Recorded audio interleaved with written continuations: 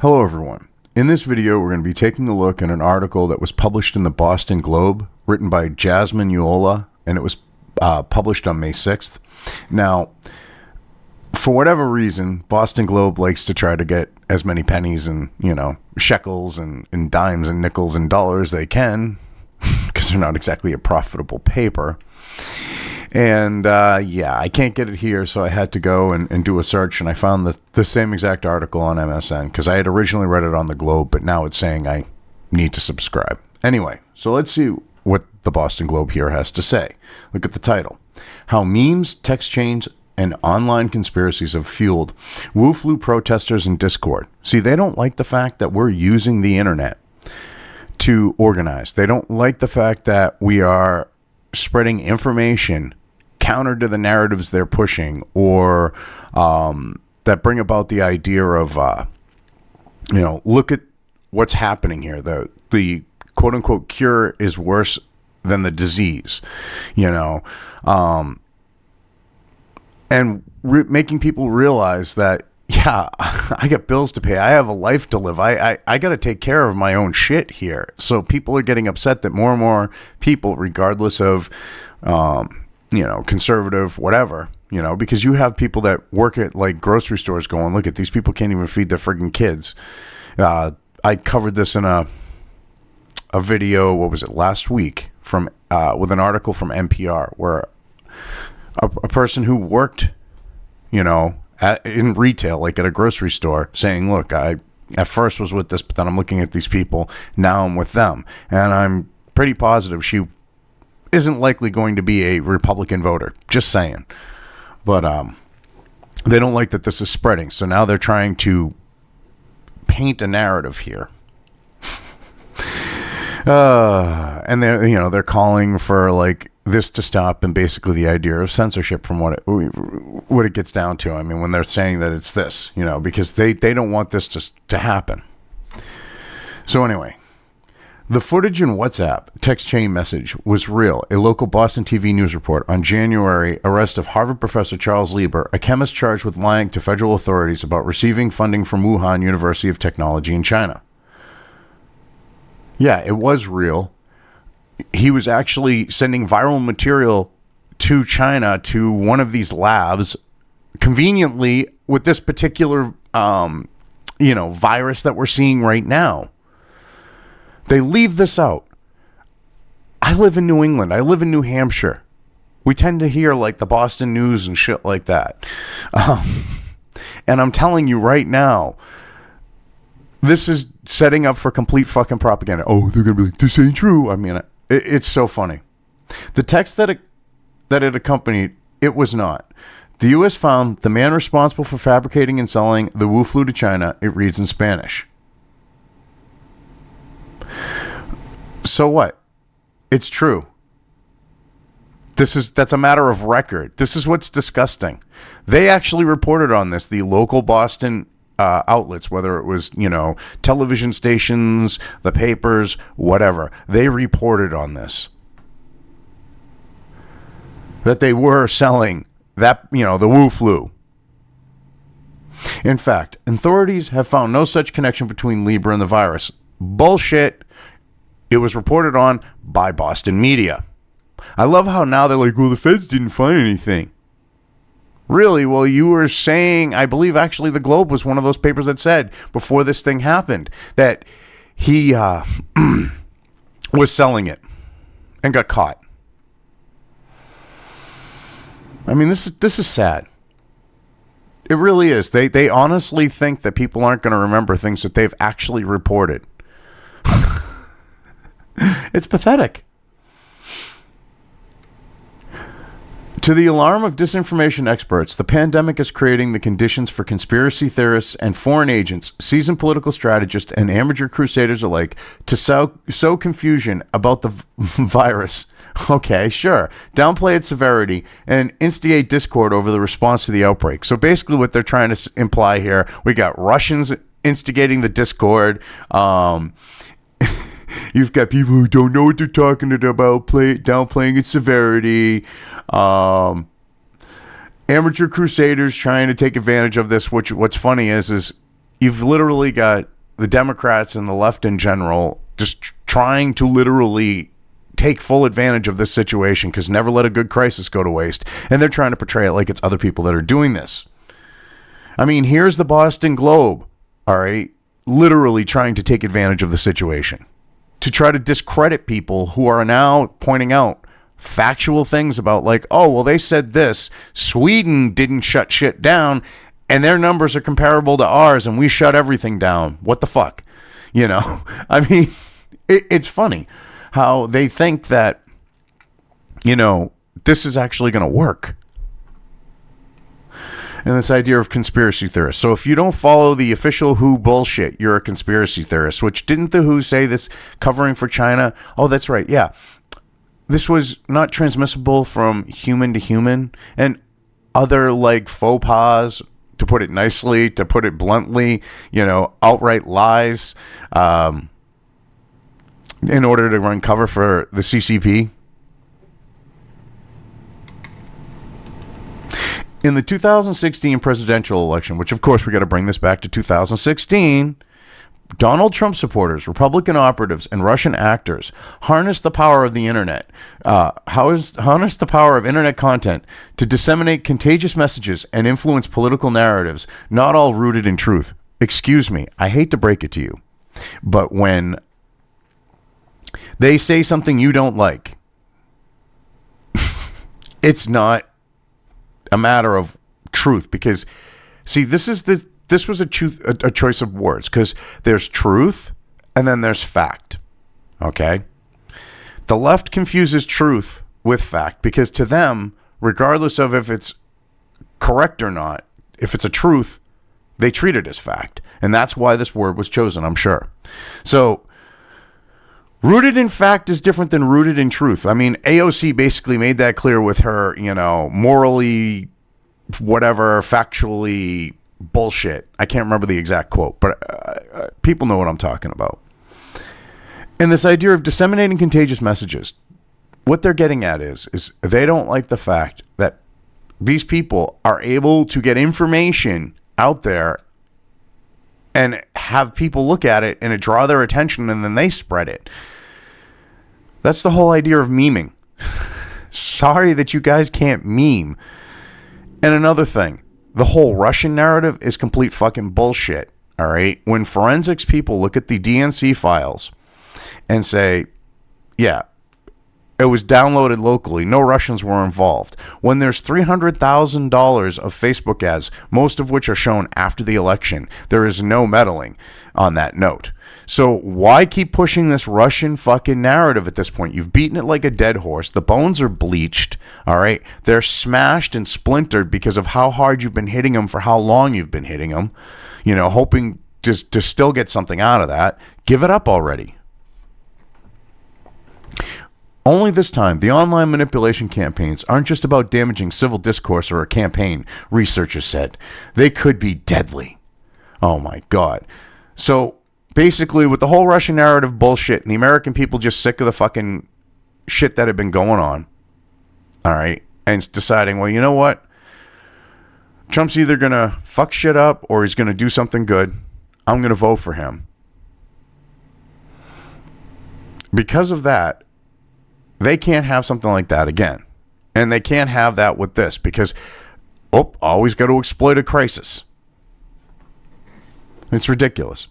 We are not talking Pizzagate, said John Voigelis with Knology, a social science think tank, pointing to a debunked conspiracy theory that went viral during the 2016 election and falsely linked prominent Democrats with human trafficking at a Washington, D.C. parlor. Actually, no, you created that whole Washington, D.C. parlor like narrative to it. There was a lot of really creepy shit in the emails that came out, okay? And a lot of code for the whole kid diddling like scene.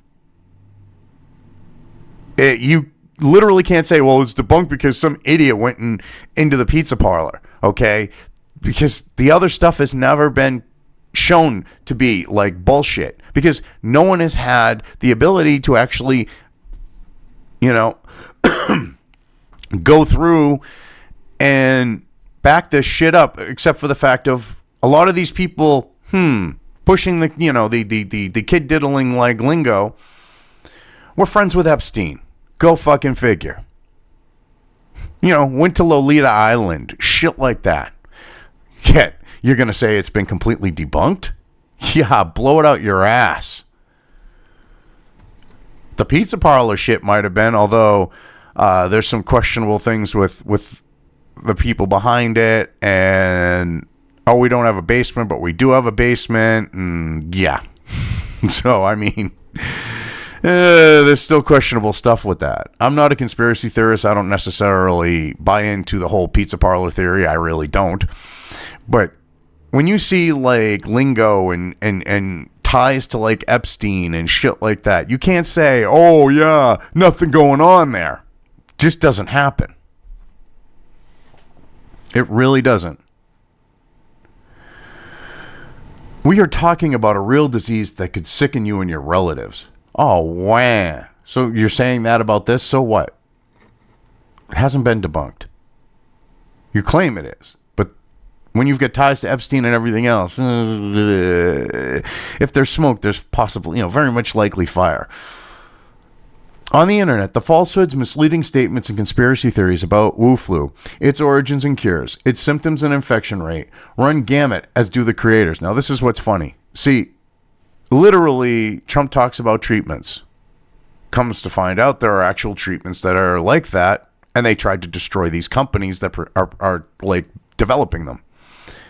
I mean, these are some sick fuckers, and they're trying to be like, oh yeah, hey, yeah, these theories. They don't like the fact that people are coming out and destroying their narratives and their bullshit. So it's theories, lies, and propaganda and misinformation, supposedly. Whatever they can call it, they'll call it. Some of the content falls squarely in the category of misinformation and accuracy stemming from error, such as lists of unproven treatments and videos of pseudoscientists and psychologists speculating on prevention. So that's like a jab, I'm sure, at Dr. Phil, who said, the disease is, the cure is worse than the disease. This is going to lead to people like offing themselves and shit. We need to get the country back open. We need to have our lives return to normal. And they don't like the fact that someone like him would say something like that. They don't like the fact that like others would say stuff like that. It's really fucked up. That they want to keep things locked down like they are. And you can tell this has nothing to do with genuine fear on their part. I mean, if it did, you would see it in their eyes. You would see it in their actions when they're calling for these things. They're not afraid. They're not afraid of them getting it. They're not afraid of anything like that. But they want us to be afraid. Other material, like the WhatsApp text chain, provides clear examples of disinformation, which you gotta love is in quotes, or misinformation created intentionally to deceive. So it's disinformation. If it's in quotes, odds are it's information that just goes against their narrative. All right, that's what they mean by disinformation. Because if it was true, accurate disinformation on the note of it clearly is just that, they would not need to put that term in quotes. False content is most shareable, researchers said, when it rings true or twists a grain of truth into a believable conspiracy. Oh, really? So, wait a minute. When something rings true, that means it is true. You don't like the fact that when something rings true, as in it is true, it's going to get spread? I mean, you're basically fucking admitting that right there. And this idea of twists a grain of truth into a believable conspiracy. So literally taking, say, a fact, okay, and using it to your advantage is, to them, I'm sure, twisting a grain of truth.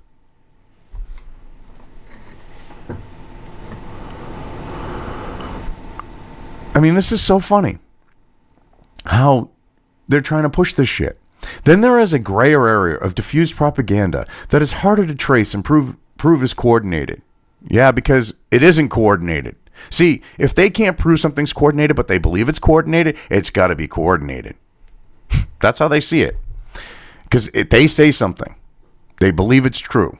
Harvard Kennedy School's Shorenstein Center researcher John Joan Donovan, and Brian Friedberg have termed some of these posts viral sloganeering because they're designed to take over media coverage to spread talking points. So wait a minute, someone comes up with like a phrase or a term or whatever that gets people's attention, and you're going to call that viral sloganeering because they managed to put words together in a way that draws attention to them. Wow, this is like some 1984 fucking bullshit. Someone comes up with a better way to draw attention to what they want people to see than you can. So now you're going to call it viral sloganeering. Wow. Oh. Like George Orwell, if he was alive, would be like, you dumb motherfuckers. My book was a warning, not a fucking how-to. Seriously.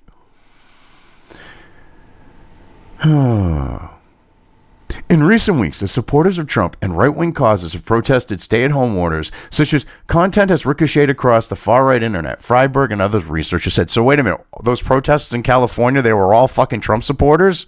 Yeah, right. California. Uh-huh. Nice try. Nice fucking try.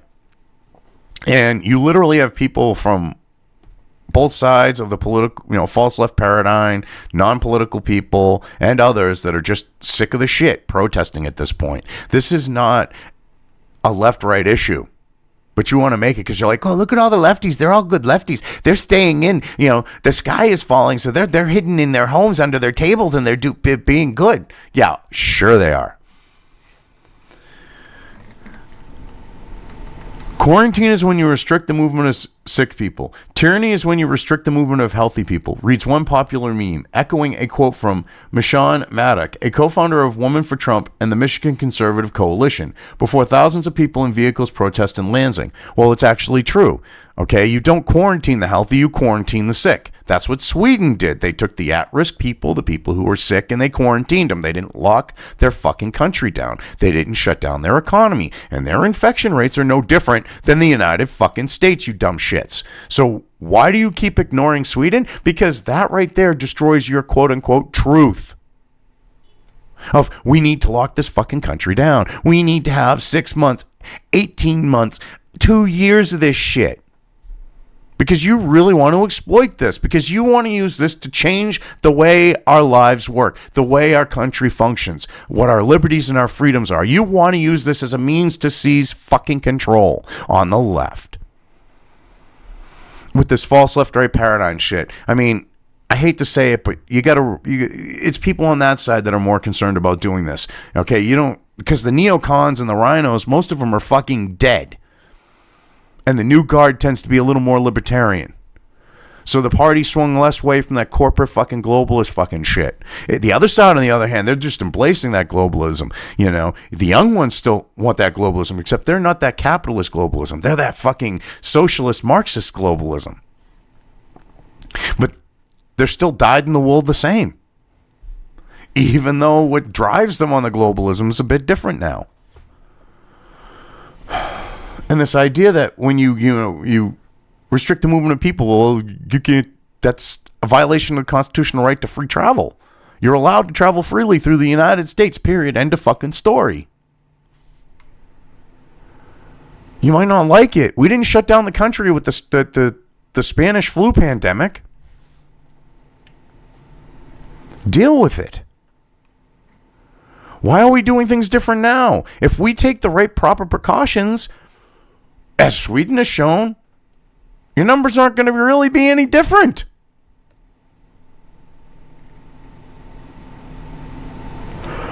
A few days later, former Florida Representative Alan West tweeted a photo with the same lines printed on a paper taped to what appears to be a fence. So what? It's a truth. You quarantine the sick, you don't quarantine the fucking healthy. You don't shut down a country.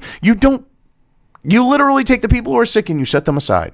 That's the whole idea of quarantine. It's not to take everyone and lock them the fuck down. This quote is popping up frequently amidst this crisis, he said. If you know the original source, I would love to give it credit. It's brilliant. Well, yeah, because it is true. The words have since circulated across social media groups and platforms, spreading on Twitter on Monday as Virginia Governor Ralph Northam delayed reopening non-essential businesses for another week. The text can vary, often slapped across hazard symbols, photos of hospital wards, or renderings of the American Revolution. Always, researchers said, the protesters' idea, resist the government measures to limit the Wu flu outbreak, is the same to cast doubt on advice from public health experts. Oh, you mean like the public health experts that said that 2 million would be dead, that said that 150,000 would be dead, 200,000, 150, 200,000 when they had to scale things back because they were proven to be liars. The same people that were pushing shit like doctors on CNN saying, 150, 200,000, all right? And now CNN has had to walk things back because Trump said, if we hit this number, we're doing good. We just barely crossed the number, like literally just barely. It was like a few deaths, all right? And Trump was right on the numbers. So they turn around and go, well, here we are on this date. He said, if we had this number, but we have a little more. So he was wrong. He's evil. I read this in a CNN article and I was like, are you kidding me? He literally was in the margin of error. Fuck off.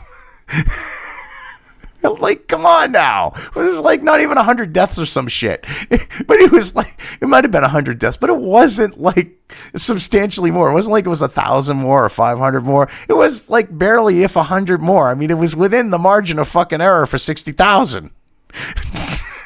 These people are pathetic. They don't like the fact that this idea of you're not supposed to quarantine the healthy, all right, is starting to take hold because people are going, that's right. That's why, like with Ellis Island, they quarantined the sick. They also, had people that were exposed quarantined as well. But they were, exposed. They did it before they came in the country. Now we just let them the fuck in. That's what happened here. I mean, we have a situation where most of the infections in this country spread from fucking New York City, and New York was having their fucking Chinese moon festival, new moon, or whatever the hell it was. And a lot of people flew in from fucking China to be back for that. So, New York, the viral fucking sore, the Wu flu fucking herpes sore of this fucking country caused the rest of the country to get infected. I might actually cover that article. But yeah, anyway. See, they don't like the fact that people are standing up to them with this, though. It's so funny. For the most part, the protests have been small, and the polls have shown that most Americans don't support them. Not true. When you have thousands of people showing up in Michigan, well over 1,000, yeah, multiple times, no, not happening. When you have thousands of people showing up in California to protest, the authoritarian bullshit there, you can't exactly claim that these things are small. And when you have a lot of dissent now growing and more Americans, moving to this side of the situation, you can't say most Americans don't support them because it's not really most Americans. There might be a majority at this point, but if anything, it's a slim majority. Because the numbers are shrinking in supporting locking down the country and destroying our economy and our nation and everything else. And making it so that people don't have the ability to pay their rent or anything, buy food or anything. Oh, these people are ridiculous. There's debate, even in the most extreme right corners of the web, over whether to reopen American campaign. Wait a minute. So right corners of the web on whether the Reopen America campaigns are grassroots or fueled behind the scenes by well-financed organizers. So what they're basically saying is we're going to project our fucking conspiracy theory on the right because we believe that there's only money people behind this, but we say that George Soros doesn't do this, even though he's got his money in our pockets and he keeps slipping dollar bills in like we're whores. But hey, whatever. Some Facebook ads promoting the rallies have been tied to a loose network of conservative and libertarian groups with roots in the Tea Party movement, including Freedom Works, Tea Party Patriots, and Convention of States. Facebook and other social media platforms have been quicker than in the past to take down posts that spread misinformation or disinformation regarding the pandemic. So basically what they're saying is Facebook is censoring anyone who's pushing these things of, hey, you quarantine the sick, not the healthy. Hey, we need to get our economy going. Hey, we need to return our lives back to normal. Hey, Sweden didn't shut shit down. And look at them. Their infection rates aren't any different than ours, really. They can't have that because they need to keep beating this narrative like a dead horse, like they do the Russian narrative. It's so funny. They think people are too stupid to realize this. But organizers and protest attendees, including Trump supporters and pro-gun rights activists, anti-vaccine advocates, and backers of the right-wing causes, argue that the uprising, like the content behind it, is organic. Now, you gotta love how they're portraying these people as all these, Trump supporters, whack jobs, anti-vaxxers, pro-gun right activists, like all these evil people that they see it as in one group. When you have people at this point who are just the average fucking American that are sick of this shit that are now going to these protests. And they don't want to admit that. They want to try to portray it like it's just this fringe, this whacked out anti-Trump conspiracy whacked out Trump supporting pro-gun, anti-vax, whack jobs on the right wing that are doing this. It's not the case.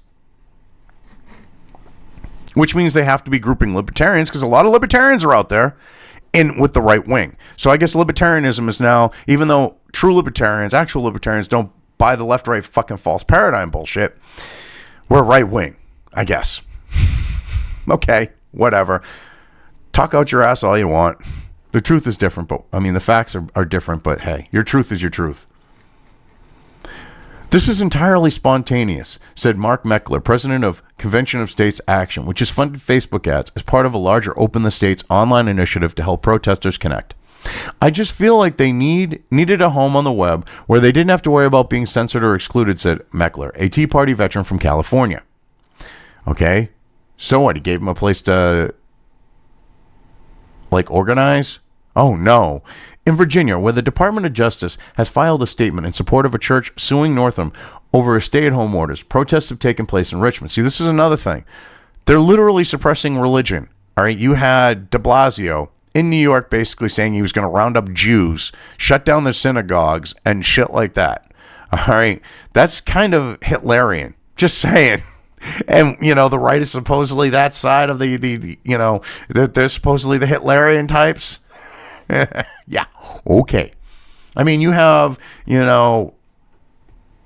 Northam with his shit being authoritarian, Hitlerian. You have Whitmer, Hail Whitmer, come on now. You try to portray the right as the authoritarian types when they're literally protesting for fucking freedom. It is so funny how they actually think that that'll fly. They're like, oh, well, they're the authoritarian side. They're the ones who want to restrict freedom. They're the ones who want to do this. And they're literally the side protesting for fucking freedom during this pandemic. On Wednesday, the blaring horns started just after lunch downtown. Some protesters sported Trump hats and circled the state capitol grounds, waving American and bright and yellow "Don't Tread on Me" flags. Their vehicles decked out in Trump gear, American Eagle posters, and handwritten signs. Well, I hate to fucking break it to you, you dumb bitch. If you knew anything about history, if you knew anything about this country, that's called the Gadsden flag, number one. Number two, it was supposed to be it was going to probably most likely end up have been our flag for this nation. So this bright yellow colored flag, if you had said Gadsden flag, which I'm sure you didn't know, your editor should have known that. People would understand what you're talking about. But see, you and your editors are just idiots. Virginia is for lovers of freedom, read one. Virginia is for workers, said another. See, that's the thing that they don't like. Hardworking Americans doing this because, we're doing this for you. We're going to protect you. We're going to do this for you. They keep feeding bullshit to the people who need to work. And they're not buying it. Parked in an alley, Andy Kincaid, 59, a carpenter, was tacking a large Virginia state flag to the back of a black Ram truck before preparing to cruise down Main Street. He showed off his muddy work boots, saying he took the day off to drive from Virginia Beach and protest because Northam was part of the cabal of communists bringing the state down. They take that out of context, but whatever. Okay, so he's pointing out that he's an authoritarian and comparing him to communists, and you got to try to paint it a different way, but whatever. I'm tired of it. He's part of the Soros-Bloomberg thing, he said, referring to George Soros and Michael Bloomberg, billionaires often the target of far-right conspiracy theories. I'm sure there's a Chinese virus virus, but we also need to work. And here's the thing. So Bloomberg sinking millions of dollars into Virginia elections to literally buy, to get politicians elected, that he owned, okay, to get gun laws passed is a conspiracy fucking theory. It was just proven. All right, that's what happened in fucking Virginia. Okay, Soros shoves money into all these little fucking organizations and everything else through his like intermediaries that, he funnels money through to try to keep his hands off of it. Did it with BLM, did it with like, Occupy Wall Street, did it with all these different fucking groups. And that's fucking conspiracy theories when it can be easily fucking confirmed at this point. You people are disgusting.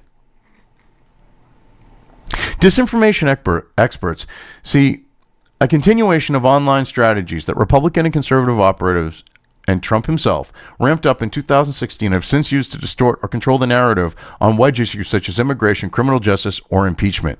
So they don't like the fact that they don't control the narrative and other people are doing it. That's what that comes down to. They just don't like the fact that they're not the ones that are in charge of the narrative anymore. With the 2020 presidential election looming, the online practice could be used to rally Trump's base, blame China for the pandemic, because they should be blamed for it because of what they did, covering it up and everything else, and having the World Health Organization cover up for them, claim no human transmission, and a bunch of other lies. Yeah, it is their fault. And try to link the presumptive Democratic nominee Joe Biden to China. I don't think we need to link him to China. We just need to bring up the fact of his trying to finger puppet a chick, and violate her body. That's all Trump needs to focus on. But if you really want to do the China thing, Biden flies over there. Baby boy gets a fucking deal with that fucking investment firm, which his name is still on the fucking paperwork for, although he supposedly left the company. That's not hard to link him to China. Researchers said the tactics also could set the stage for widespread voter suppression, particularly among Black and Latino voters, as people become fatigued, fearful, or distrustful of government institutions amid the pandemic, opting to tune out and stay home rather than cast a ballot. See, this is the thing. They want to do this whole mail-in ballot shit so that they can literally rig the fucking election. They want to be able to take ballots from people, okay, and get rid of the ballots they don't like, which appears happened in several places where they did this, like California, I believe it was, where, they were like basically collecting ballots and, being really shady about their ballot collection. So, that's what they want to do. They want to have that. And getting us back to normal. They're not going to be able to rig the election that way because you can go and vote. They don't want our lives to return to normal. They don't want, things to go where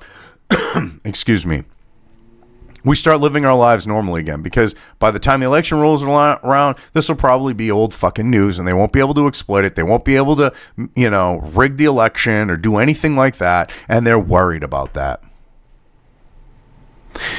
So they obviously have to play this, well, the Black and Latinos are going to be the ones that are going to be like restricted from voting. I mean, they try to say that with voter ID laws. Okay, so what they're basically trying to say is Black and Latinos don't buy alcohol, cigarettes, or anything that you need to be 18 or older or 21 older to purchase. All right, so they don't get IDs. And if they were required to get an ID, to vote, that would be voter suppression. That is like the stupidest fucking argument out there, but yet they still manage to keep using it. And people don't go, hey, we should probably ignore that because it's bullshit at this point.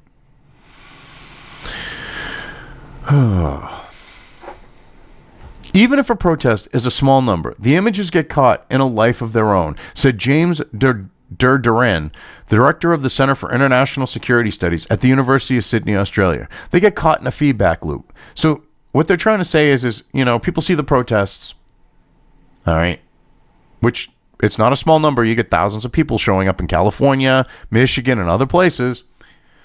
The fact that people are seeing this makes them want to do it.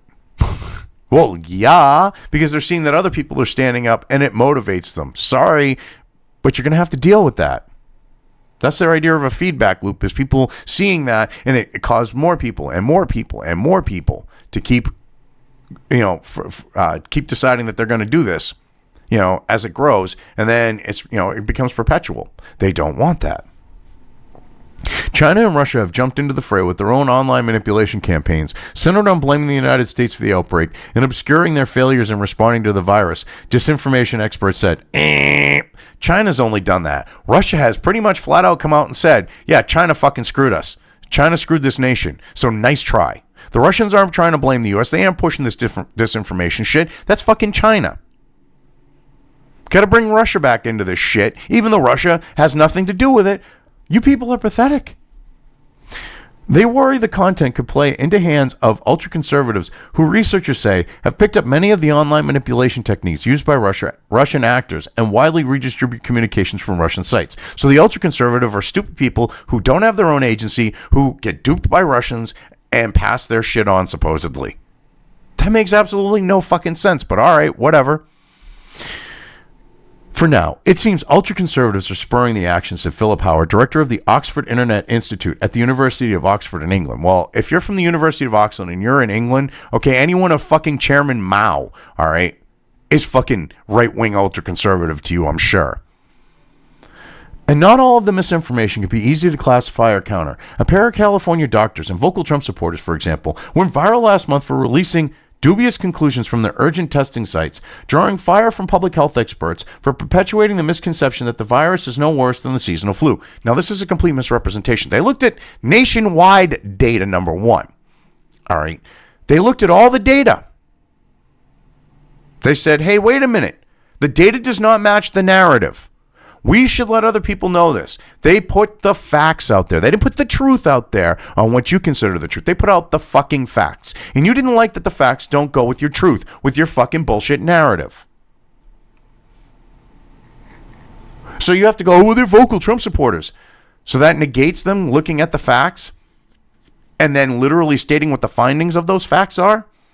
No, it doesn't. And this idea that they're dubious, they're literally the facts. They looked at the infection rates, the death rates, and everything else nation fucking wide and said they're lying. Well, they didn't put it that way, but basically what the gist of it was is, hey, we're going on assumptions and lies that do not match the actual factual information. And you people didn't like that because they weren't towing the line.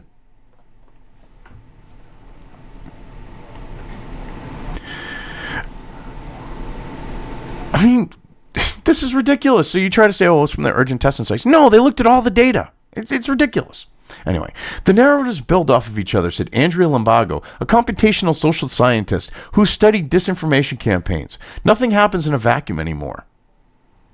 So basically, because of the digital age, information spreads quickly. Because they don't control the narrative anymore on the left. They don't push the shit that they want to push and have it accepted. Just without question. Because they can't do that. They now have devoted this whole thing of, where these quote-unquote social scientists, which I think this woman's just probably a blue-haired or red-haired Trump deranged like Spurg or some shit. Because they can't control the narrative, and the average person gets, the ability to play telephone and have something accurately represented at the end of the line, okay, with millions of people, the potential to have that happen. They can't control that, and they think it's a disinformation campaign. They think that these narratives build off each other because someone gives an idea, all right, puts forth information or a concept, and someone builds off of that. That's what they're having a problem with. They really are sick, vile people. Please excuse the motorcycle. My window's barely open, too. If you heard it, that is. Oh. Social media platforms only release limited data on suspicious online activity and disinformation, so calculating the scope of the problem and its impact on the 2020 election is difficult, researchers said. Well, here's the thing. You were proven to be full of fucking shit with 2016 with what data you had. But you still tried to push the narrative. You literally wanted these companies to be like your brown shirts on the note of the digital space and be your muscle and do your dirty work for you. Among the more subtle efforts to influence the 2016 U.S. election, Russians disseminated divisive online propaganda through a network of trolls and bots, the first wave targeting Republicans and conservative audiences, the second centered on progressives. Actually, no, that's a complete fucking lie, because you literally labeled anyone that was promoting Trump as a fucking Russian bot. Literally. Anyone who promoted Trump or pushed the things that he believes in or anything like that, did anything like in regards to Trump, like on a positive note, you said Russian bots, Russian bots, Russian bots. The shit don't fly anymore. The Oxford Internet Institute found the activities played an important role in shaping debate over public policy and politics in key swing states of Michigan, which Trump narrowly won, and some analysis found it likely did help sway the outcome of the race. So basically, what they're saying is average Americans getting out online, reposting shit, putting out their own points of view, calling out the legacy media, stuff like that, okay, helped the election? Well, of course it did. That's what Obama did with his idea, using social media to his advantage to an extent. But the right does it and Trump does it. Oh, it's Russian bots. It's this. It's manipulation. It's this, that, and the other thing. You people are vile. You people are disgusting.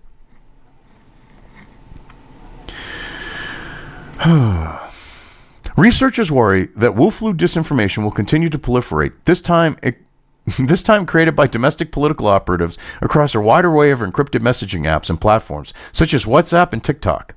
The fear and uncertainty created by the virus could cause people to fall back into old patterns, the comfort of partisan sources that confirm personal biases, regardless of whether they are based in fact. So this is the thing they don't like. They're losing control of the fucking narrative, okay? People are looking at Fox, like, that are stuck at home or watching CNN, Fox News, MSNBC. They're looking all over the place. They're not just, say, watching one side or the other. And they're seeing the bullshit and lies for themselves. They're getting fed up with this, all right?